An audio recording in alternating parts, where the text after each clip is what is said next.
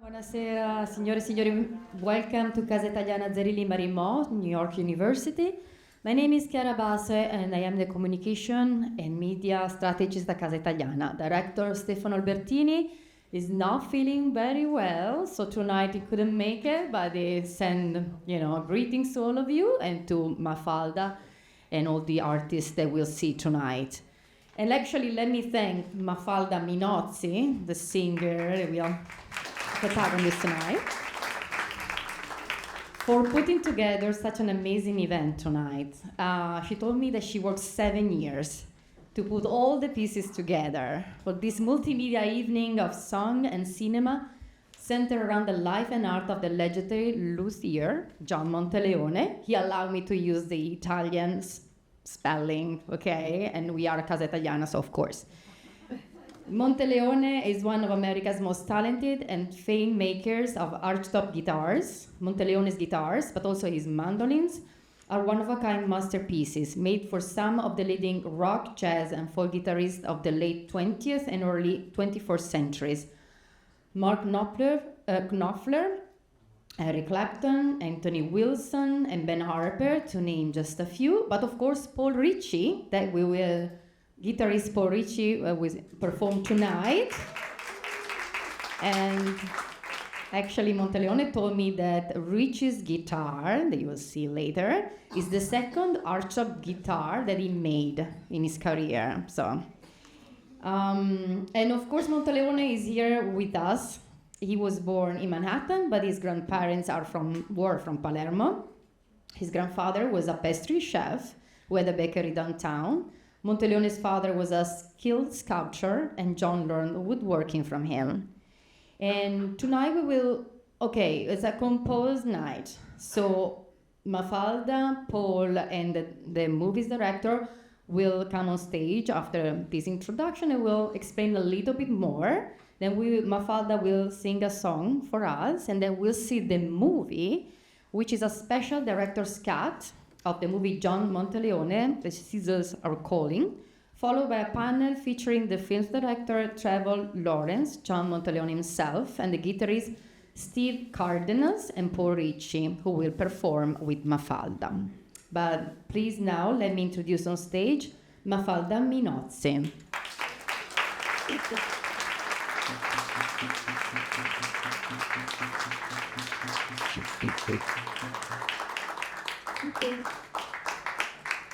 Thank you.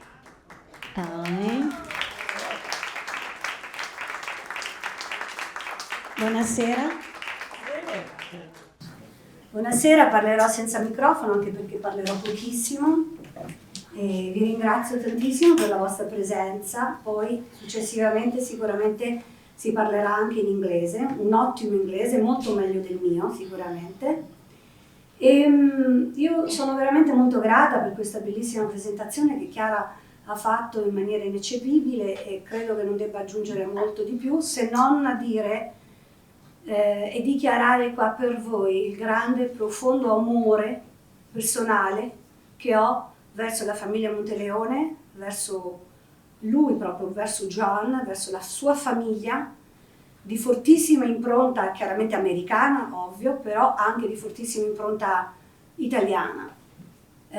Sicuramente l'Italia lo ha ispirato, sicuramente l'Italia lo ha anche valorizzato tantissimo, attraverso anche i materiali che lui stesso ha scelto con cura, con zelo, per la costruzione dei suoi meravigliosi strumenti. E poi io devo dire magari anche delle piccole chicche di John, che sono l'amore per chiaramente l'arte, chiaramente il mangiare, il nostro buon vino, e tanto che a un certo punto della sua vita lui ha addirittura deciso di calmarsi ogni tanto preparando del buon vino nelle sue cantine all'interno del suo laboratorio. Credo che questa sia forse la cosa più bella che ho visto in John, perché comunque ha perpetrato qualcosa che viene da molto lontano, una storia antichissima, quella di prepararsi da mangiare in Italia, quella di prepararsi un buon vino, quella di stare attorno a un tavolo, parlare, conoscersi meglio, scambiarsi opinioni e creare, inventare qualcosa che non esiste. John è riuscito a fare questo con maestria e ho veramente voluto questo evento oggi qua alla Casa Zerilli-Marimò, che sempre fa di questo l'obiettivo primario, cioè quello di mettere insieme questo legacy forte tra quello che è l'Italia e appunto gli Stati Uniti d'America, specialmente New York. In questo caso addirittura Long Island, che è un pezzettino, un'estensione di questa terra meravigliosa dello Stato di New York. Io vi auguro una serata veramente molto piacevole e senz'altro sarà una serata che vi trasporterà in un mondo straordinario, che è fatto di arte, che è fatto di cesello, che è fatto di cura, è fatto di dettagli e è un'antica storia che si perpetua durante secoli, secoli e secoli. Grazie John, grazie di cuore e buona serata a tutti voi.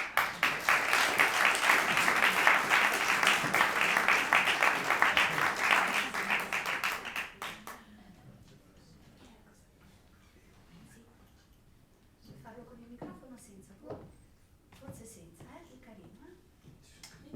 Well, I'm Paul Ricci. This is John Monteleone. And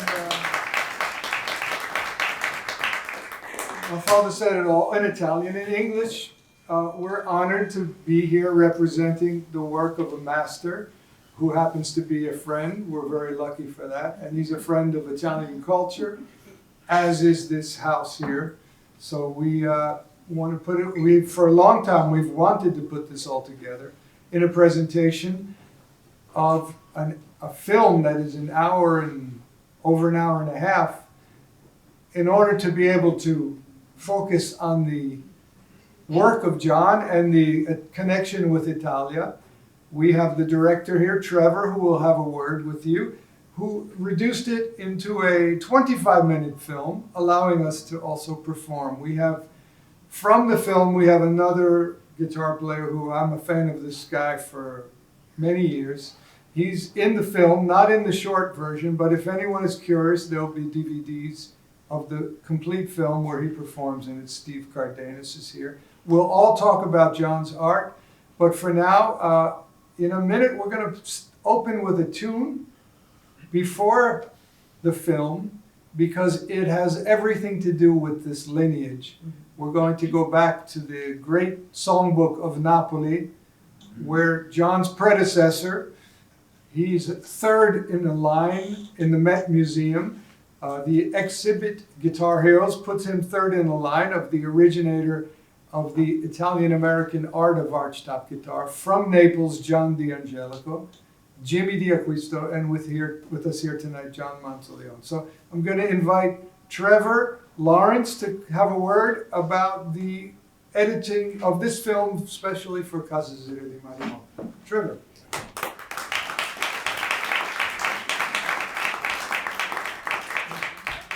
I'm very glad to be able to present this shortened version. When I made the film with my producing partner, Woody Mann, we had always actually talked about the possibility of doing screenings of the film with performances. But when we tried to do it, there was always the problem of, well, when you have an hour and a half long film, and then you have musicians, it gets to be a very long night. So when Paul approached me with this idea of like, can we do a shortened version of the film? At first I was like, I want to do it, but I don't know how are we going to be able to come up with a version that makes sense that's that short. Something Story, that still feels like a story, but it's like 25 minutes instead of 90 or 91 minutes, I think, is the final film. So, but I really wanted to do it, so I started, taking things out and I soon found myself saying, oh well, wait, this scene is John talking about some Italian roots, and of course we have the Italian section of the film with Paul and Mafalda at the end when we're in Cremona and we go to the museum, and I started putting it together, and then I watched it and I was like, I think this works, So we went back and forth a few times. I added a few more things. But I think this solves the problem and makes it possible now for us to have a real set performance in a shortened version of the film. You'll see there's a lot of stuff that's left out, which is very interesting. But like John growing up and how he came to be a builder, that sort of thing. And then there are a lot of scenes with artists, like there's a scene with Mark Knopfler, there's scenes with Ben Harper, Julian Lodge. You see a few of these people in the intro to the film, so you get a taste for what it is. But that's basically what you're looking at. You're looking at 25 minutes out of an hour and a half, and I hope you enjoy it. So. Before that, I have some music.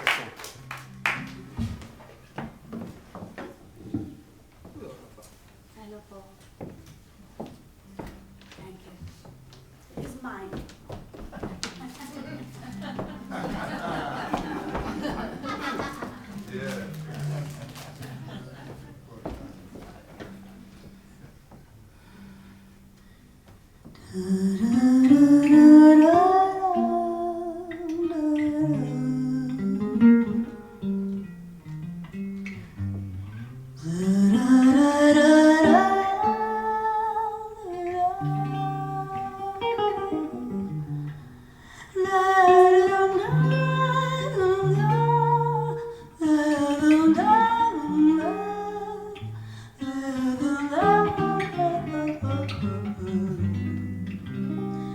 Noga verdi ma va giù suon, non c'è ricima mai perché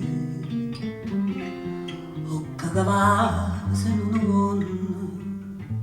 non so si può che ne tu ne ti parli e non risponda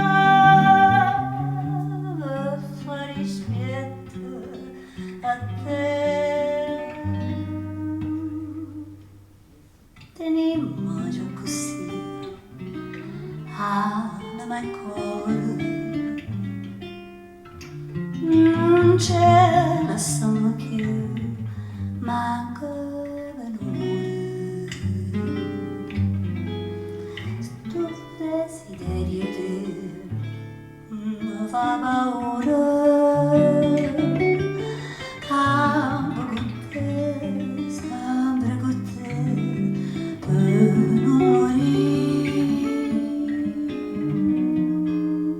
Che c'è vicino a fare parole amare se devo campare uno respira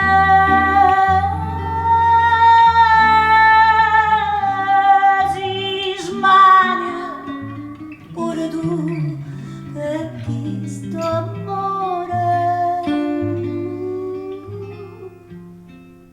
tenimmo già così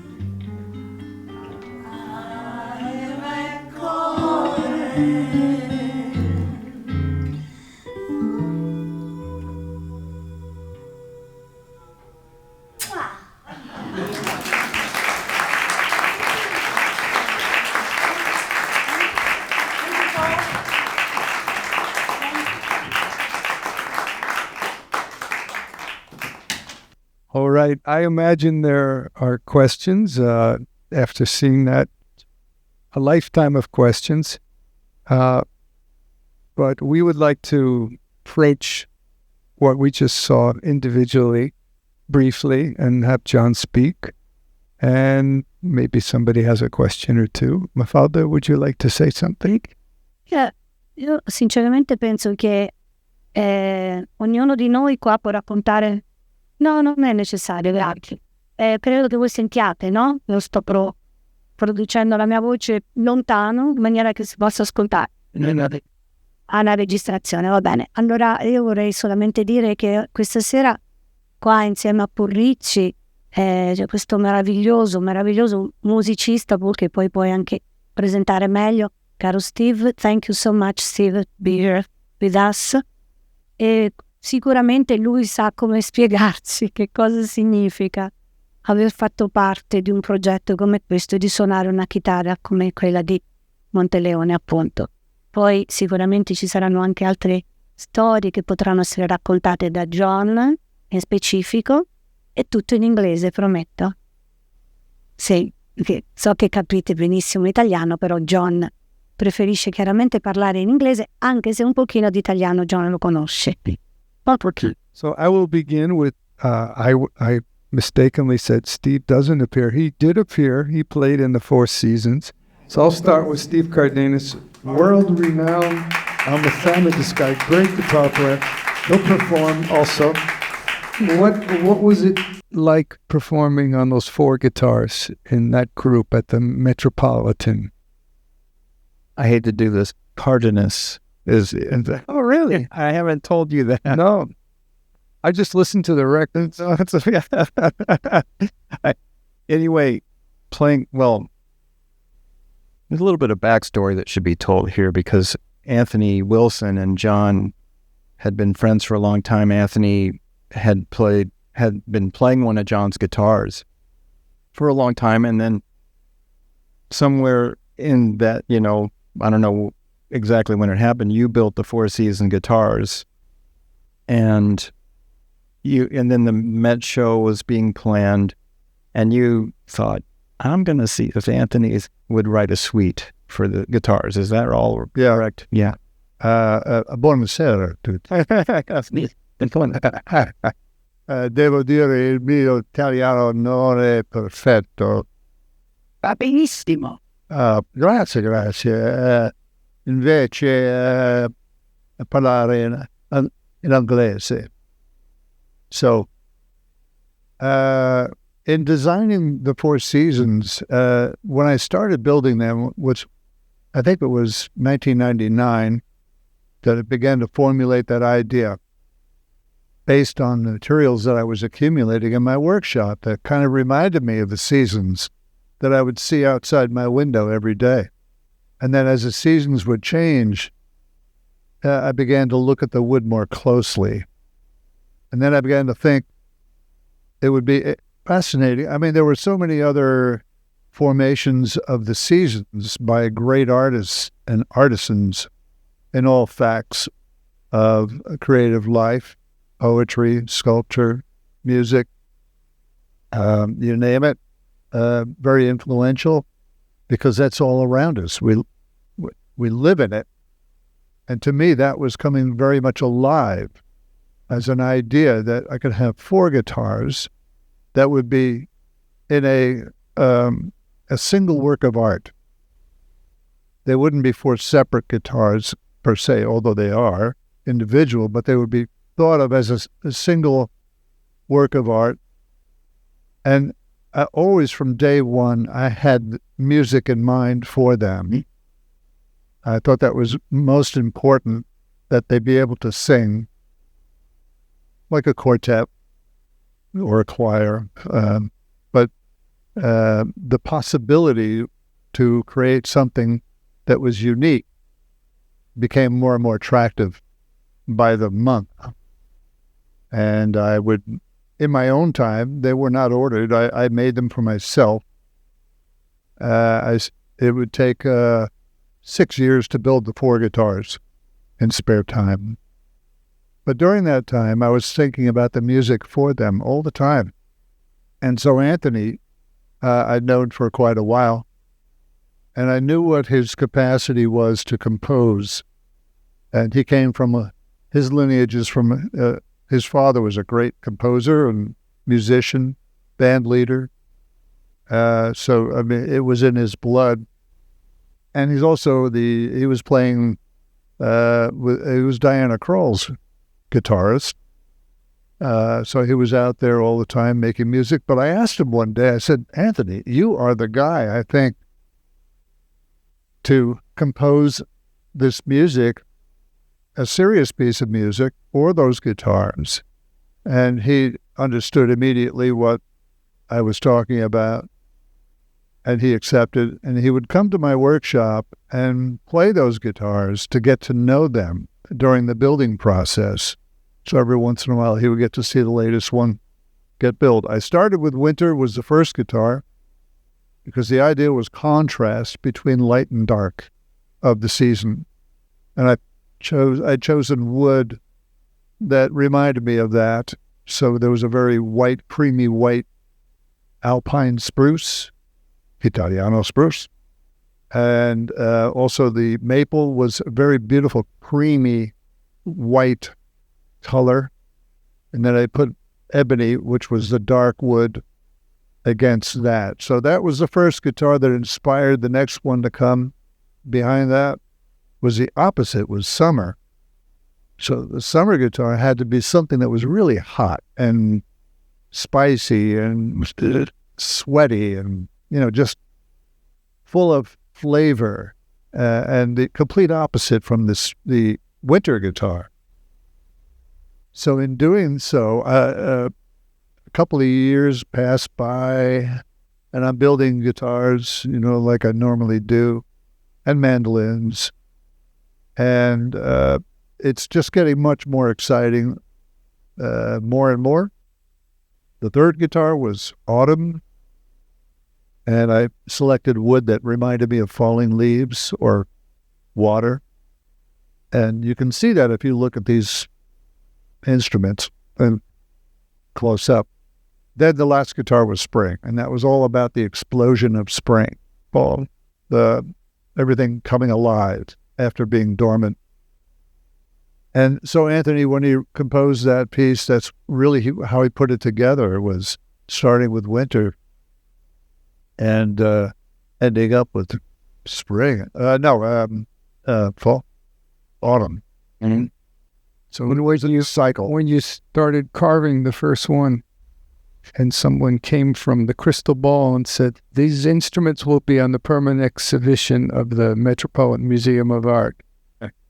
Now, it didn't happen that quickly. Right, but from the spark of creativity, how could you have imagined that would have happened? Well, I didn't imagine it like that. I didn't really put my thinking that far forward. My concentration was really on just creating the work itself. And then serendipity came along and said, someone, well, it was a family, the Katz Family Foundation had the idea to honor my dear friend and their son and brother, Michael Katz, who was a very close friend of mine.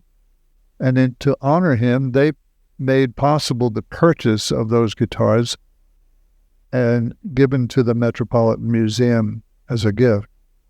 So that's how it worked out. And I couldn't have planned that. I couldn't have dreamt about it, but it happened. I'm going to give my impression, ask for Trevor's impression, and see if we have time for a couple of questions. I just want to say, as a musician, I, as all of you, look at this film and these instruments and share the same wonder of how somebody could be so interplanetary to be able to realize a vision, and what a vision, and what a incredible craftsman. I don't know even the word. But as a musician who plays the instruments, I have the same awe that you have visually seeing it in my body from the way that the wood responds. And if a classical musician is going to perform Chopin or Roberto, they have the notes in front of them. So they will, obviously, the performer will be inspired by the instrument, but the path is that. As improvisers, we're going to play now. I have an idea, I have a structure, but I don't know what I'm going to play. So I don't have that path. And when you encounter an instrument like this, it sometimes determines the path for you. I'm in the middle of a phrase, I might be thinking of a phrase, and the note will just say, stop right there. Look what this thing can do. And that's called inspiration. And I have other guitars I work with, I throw on the plane and take on the stage, and they're wonderful. But the experience of just being transported by the sound in the body that these things do is something that is equally as distinctive as the visual. And I thank John for that. But you're welcome. You're welcome. No, I have to say something about the music itself, what it always meant to me, because I started out as a classical student, a piano student. I still am, when I was 7 from down forward. But I had a deep appreciation for the musicians. Now, when you look at the guitars, mandolins, or any instrument there is, it doesn't mean a thing without the musician. Play them. Otherwise, they're wall hangers. You can put them up. It's a unique thing that a musical instrument is. It's multifaceted. It just hits you in so many different ways.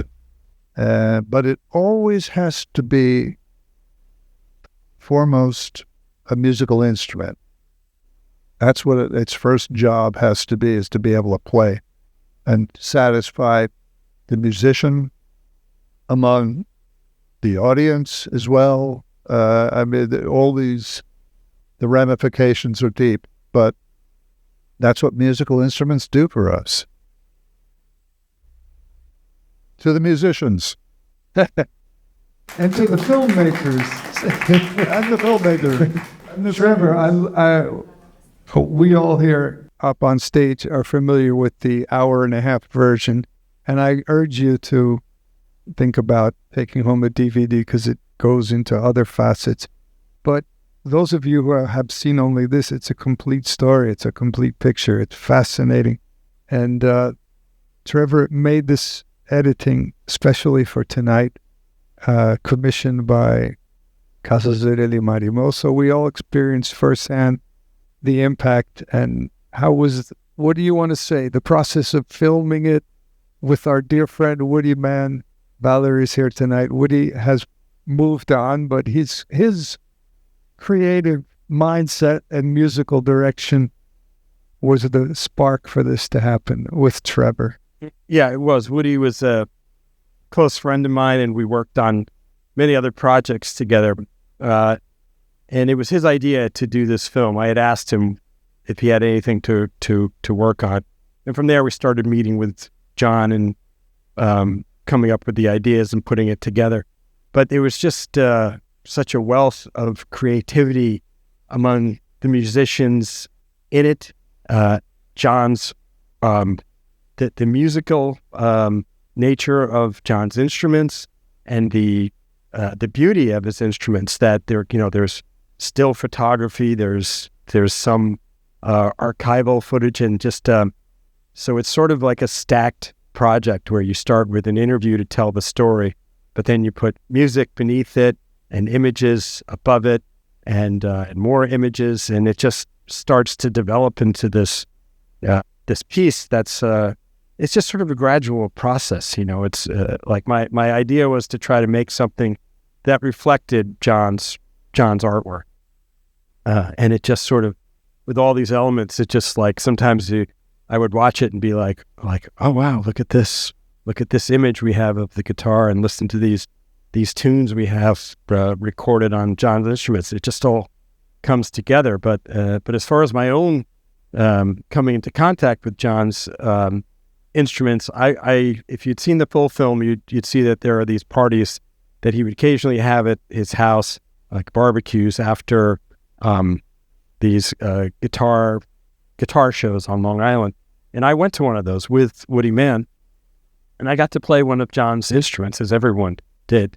And I didn't really expect it to sound that different. But to me, at the time, it really did. I thought it was remarkable. But that was a long time ago. And I didn't think about making a film at that point because, great sounding instruments and art, they're not in themselves films. But then, so I already knew about that when we started doing this. But then the question to me was like, I kept thinking, well, where does John come up with all these decorative ideas? How does he turn them into visual art? And I just couldn't be like, on the one hand, it just seems like, okay, well, maybe he just had an idea and does it. But I couldn't really, I felt like there's something I wasn't really understanding. And then one day we're at his workshop, and I guess we were filming an interview or B-roll or something. And he showed me some of his great uncle's art. And then at a certain point, I saw what your father was doing. And I was like, oh, I'm starting to understand. I think John grew up in an environment where, the work is both practical and artistic. And to him, it was, we were very influenced by what we see as growing up. And I think to John, it just seemed like a natural thing to you, craftsmanship and art together, right? The practical and the artistic. Yeah, I didn't know what all the fuss was about. It was like, this is what I do. I'm sorry. We're having a barbecue and we're going to really eat well.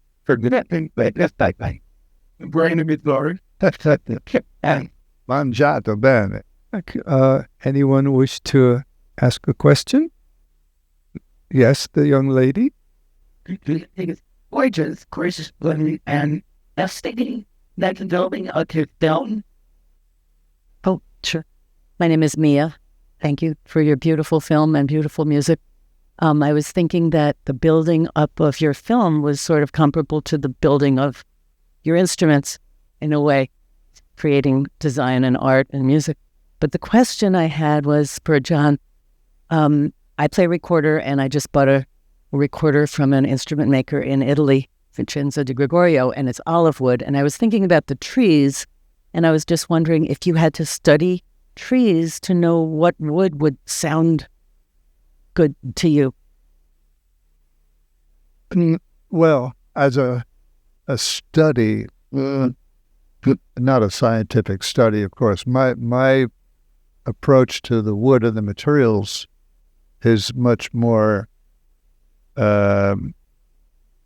practical, very practical, hands-on kind of study of the materials and what they do. I mean, I was aware of the traditional building materials for these instruments because there's a history before me of experience.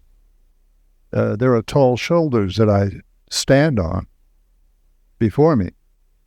But to take it further was really of interest and curiosity for me to see what potential materials could have. So it was all about learning how to read materials that are in front of you.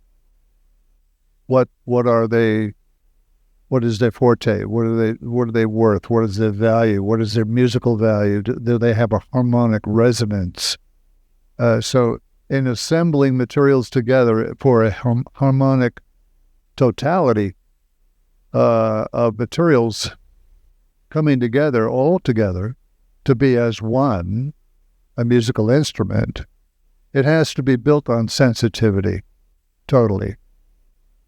Now, when it comes to different woods for using for any instrument, you can color a sound. You can take sound and you can color it by using different kinds of woods, almost like a flavor. You would, let's say if you're designing a wine and you're blending, Zinfandel and Merlot or something, and you have an idea in your mind what you're trying to achieve with that.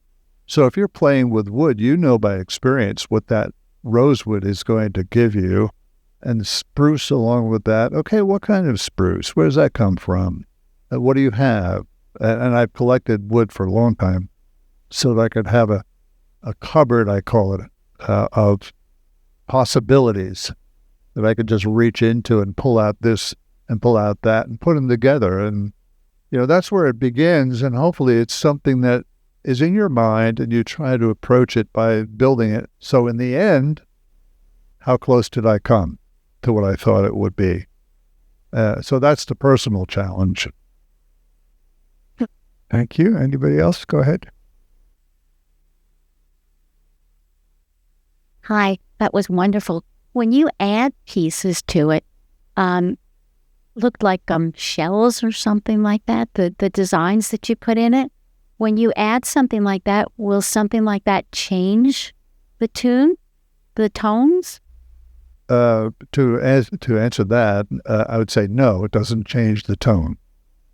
This is a design embellishment, ornamentation that is applied after the essence of the instrument is there to begin with. So I call it icing on the cake, but you have to have a cake to start with, All right. I think we'd like to show some of the sound of this. I'll be playing a Monteleone from 1981, right? Maple, spruce, ebony, and genius. And Steve will be playing his guitar, his personal guitar, and that, I think in itself, will give you an interesting taste of the blend of colors. Both are valid instruments of expression for an improviser. This one will probably have more like a piano kind of overtones. And the thing that I love about this guitar, some of the music we'll play involves Brazilian rhythm, is that the definition in the bass and the separation of the frequencies from the bass frequencies from the treble frequencies is just marvelous. I feel like I'm playing two different instruments, or orchestral voices appear. So we'll be hearing that, and let's play one, you and I, and then we'll have Mafalda come up and we'll finish up all together. I hope you enjoy. Thank you for coming, John, Trevor. I see. And we'll hang out after. Thank you, Mafalda.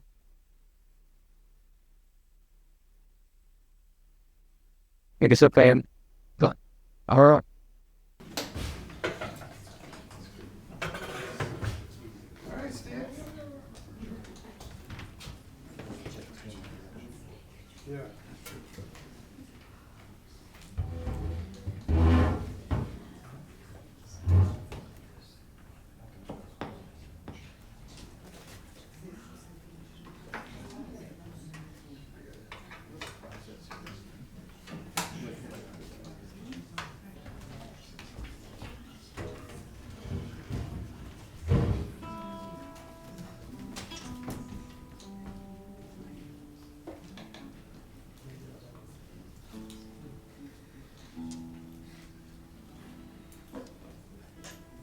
Couldn't you build one in tune? It was factory tuned.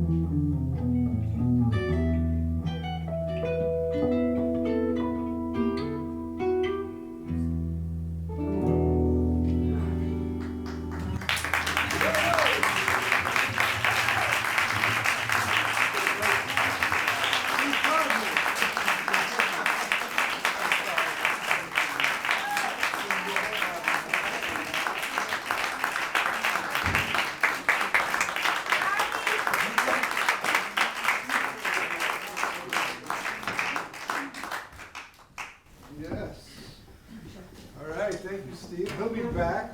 We're going to do experiment together.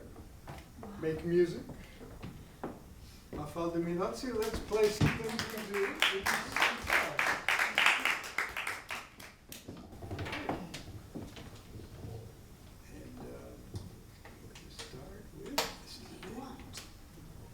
Let's play an Italian song.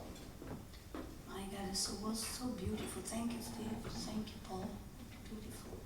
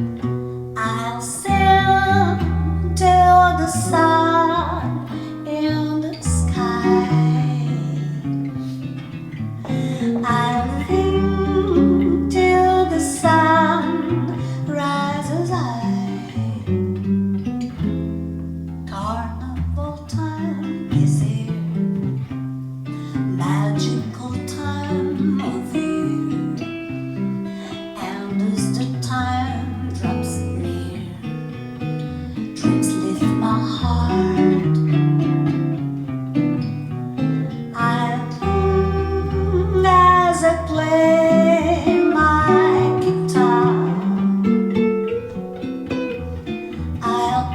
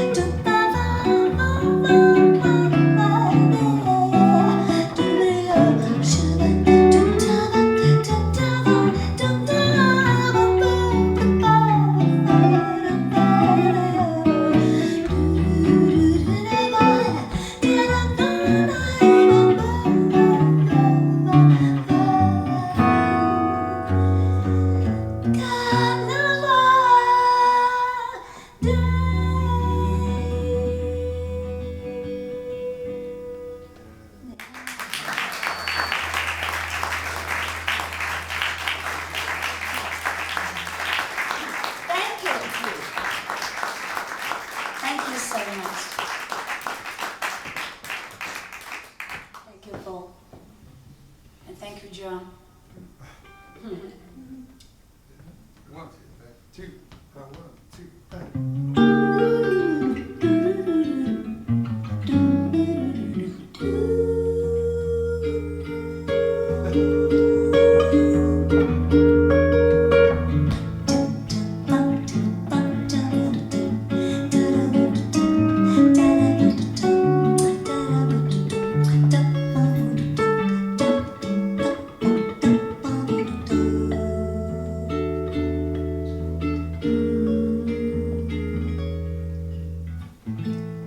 pau, é pedra, é o fim do caminho, é o resto de toco, é um pouco sozinho, é um caco de vidro, é a vida, é o sol, é a noite, é a morte, um laço, um anzol, é piroba do cabo, o nó da madeira, candeia, candeia, é a matita pereira, é madeira de vento, tumbo da ribanceira, é um mistério profundo, queira e não queira, é o vento ventando, é o fim da ladeira, é a viga, é o vão, festa da comieira, é a chuva chovendo, conversa ribeira, das águas de março, é o fim da canseira, é o pé, é o chão, é a Marte estradeira, passarinho na mão, pedra de atiradeira, uma ave no céu, uma ave no chão, é o regate, uma fonte, um pedaço de pau, é o fundo do poço, é o fim do caminho, no rosto, desgosto, é um pouco sozinho,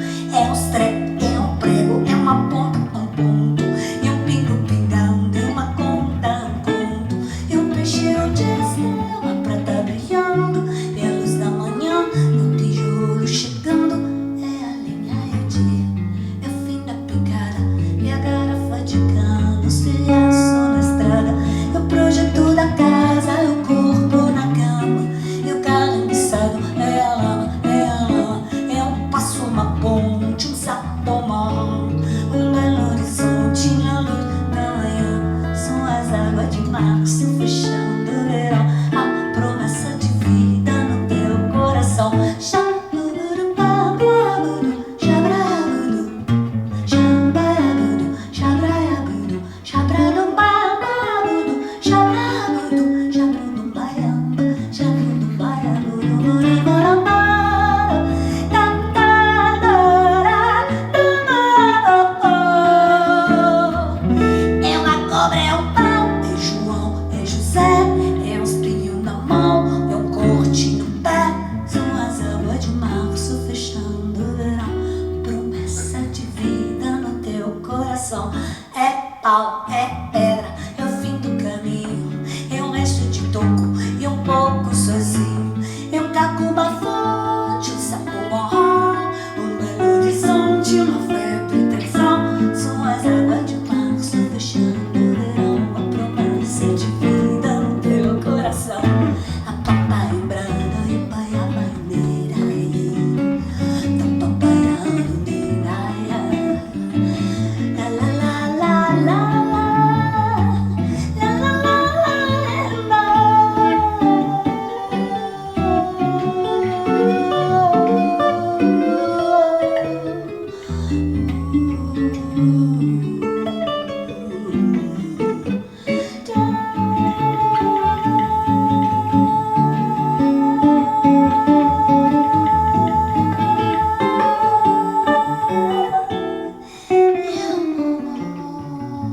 são as águas de março fechando o verão, a promessa de vida no teu coração. São as águas de março fechando o verão, promessa de vida no teu coração.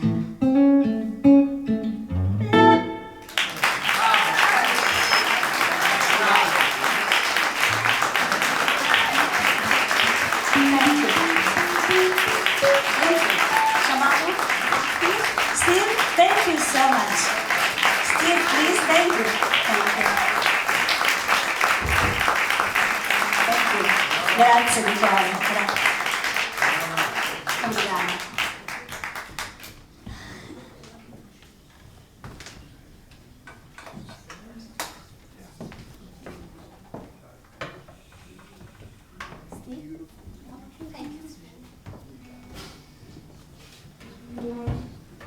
guys amazing? Aren't they amazing? I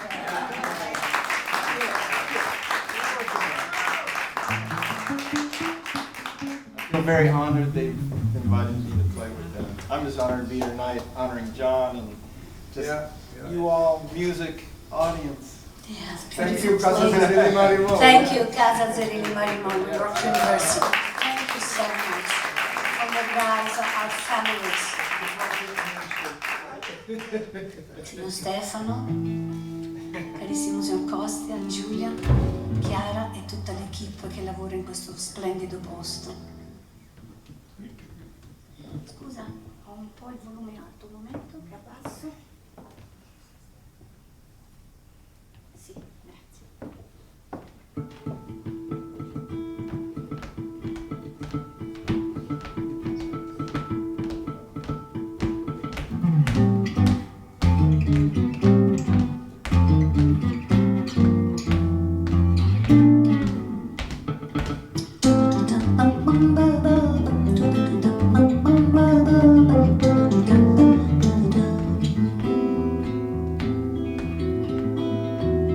Eu quis amar, mas tive medo. Eu quis salvar meu coração, mas um amor sabe um segredo. O medo pode matar o teu coração. Água de beber, camarão.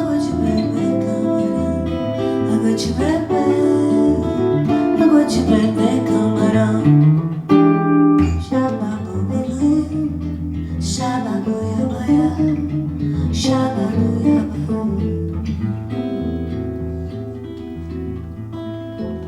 Eu nunca fiz coisa tão certa. Entrei na escola do perdão. A minha casa vive aberta. Abres todas as portas do coração. Água de beber, camarão. Água de beber, camarão.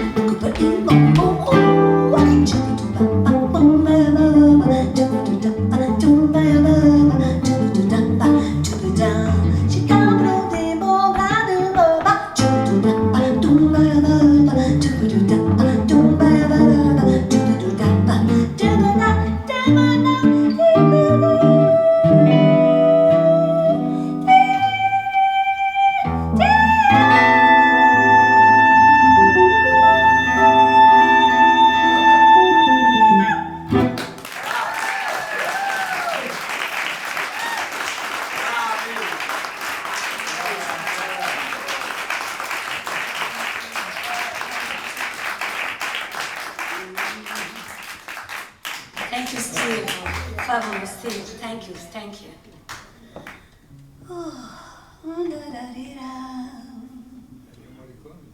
Yeah, I'm ready. The water now.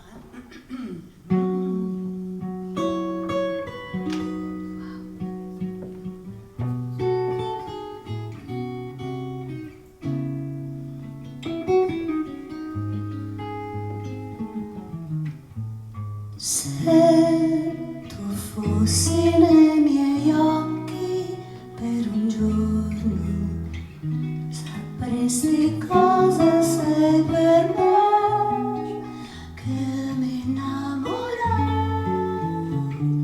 da quell'istante insieme a te, e ciò che sento io.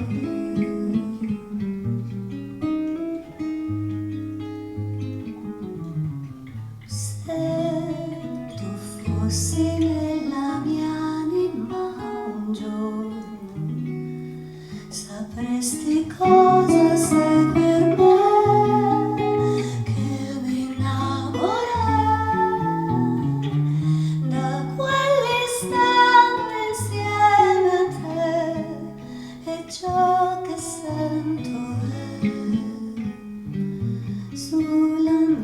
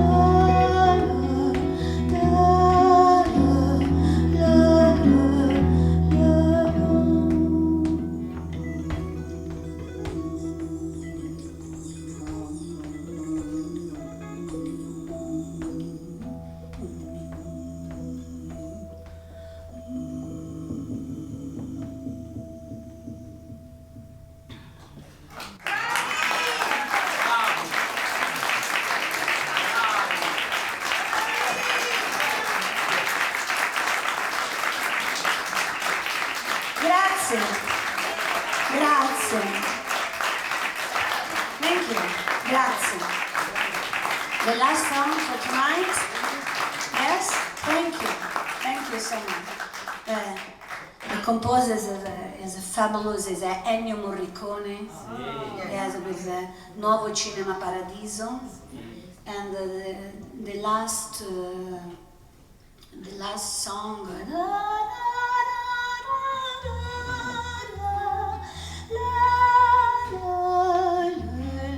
is Milton Nascimento from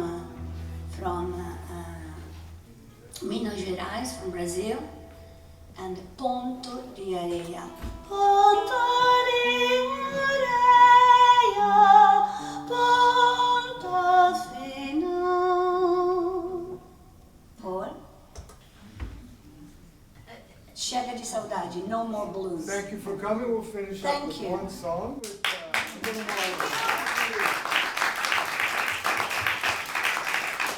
little more. A little more spiritual. Right. Thank you, John. Really, thank you so much. Just fabulous to be with you guys. Thank you so much for a beautiful edition that you prepared for everybody tonight for Casa Zerilli-Marimò. Thank you so much. Thank you, Steve. Really. Paul Ricci. And all that here that work here with beautiful places like Casa Zerilli-Marimò, New York University. And Mafalda Minnozzi.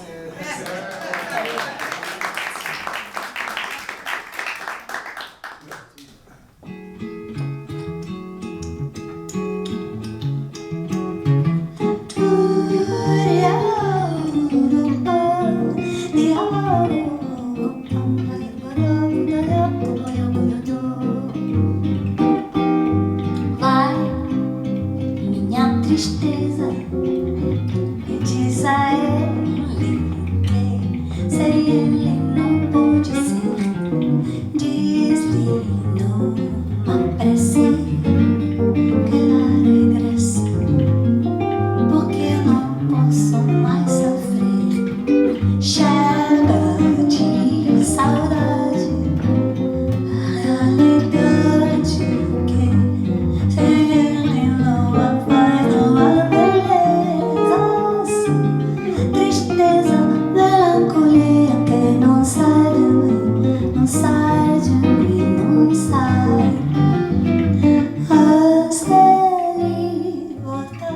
ele voltar, que coisa linda, que coisa louca. Pois há menos peixinhos a nadar no mar do que os beijinhos que eu dei na sua boca.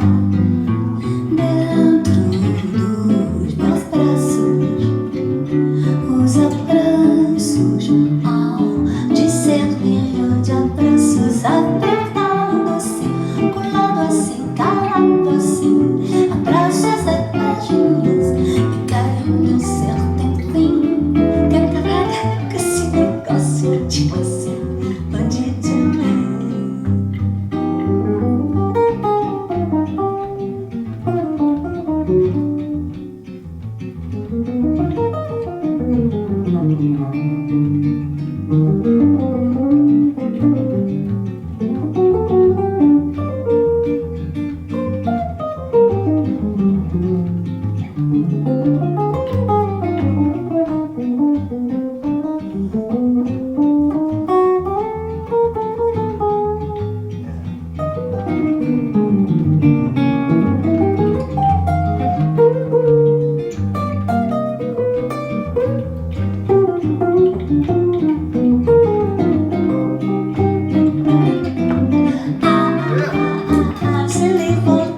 Se ele voltar, que coisa linda, que coisa louca.